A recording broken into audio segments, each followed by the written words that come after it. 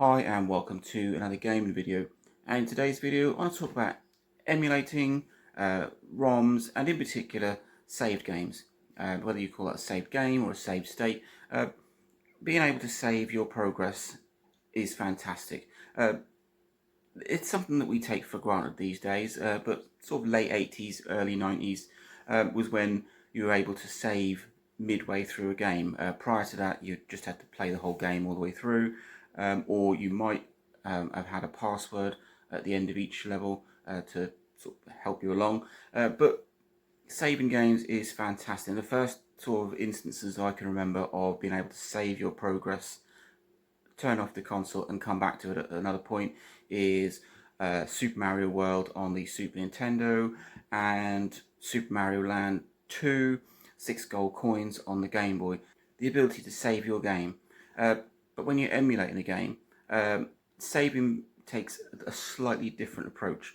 You can use it as regular, so you can get halfway through Super Mario Land 2 and it asks you to save and you save it. That's a regular save file. And what happens to that save file? What does it do? Well, it generally ends up as a .sav file with the same name as the game that you're playing, and it's stored generally in the ROMs folder next to the ROM. Some systems I do know they have a separate save folder, but it just places them in different places. But the bonus is you can keep hold of those. And this is the fantastic thing about emulating.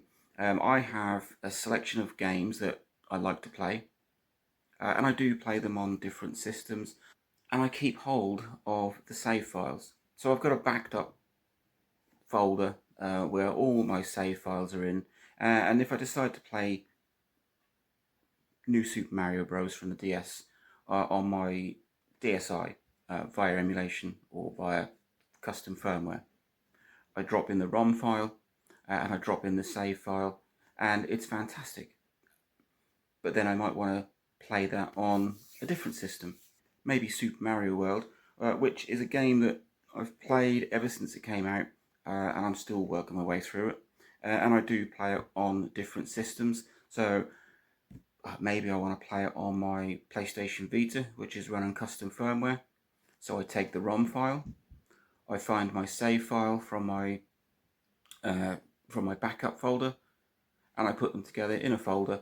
And when I went to play it, I can load the save state and I can carry on. And it doesn't make any difference which system I'm using. Obviously, if I then progressed in that game, I'd overwrite the save file that I backed up. And it's a great way of being able to get through a game, keeping the save states, and playing it on whatever system you like. So I do quite often flip from system to system. My current one at the minute is my DSi LL. It's running custom firmware. It's got my favourite games on, and when I put the games on there, I brought in across the save files. Absolutely superb. But then I might decide I'm going to spend a few weeks playing my PlayStation Vita, and I want to carry on some of the games that I've played previously. So there again, I take the save file, I copy it to my PS Vita, and I carry on playing. And it is great. If you had original cartridges, like for the Game Boy or even the DS, the save files are stored on the cartridges. So if you lose your cartridge, everything is stored on there. So this really is a bit of a short video, but I love the save file. I love that .sav that you can take with you. The minute you play, if you play a game that you haven't played before, it will instantly create a save file. Absolutely fantastic. I love the fact that you can just there's a save file for each game that you can move from system to system. You can back them up. You can zip them in a folder, put them in cloud storage, and you've forever got a save game. Your progress is saved.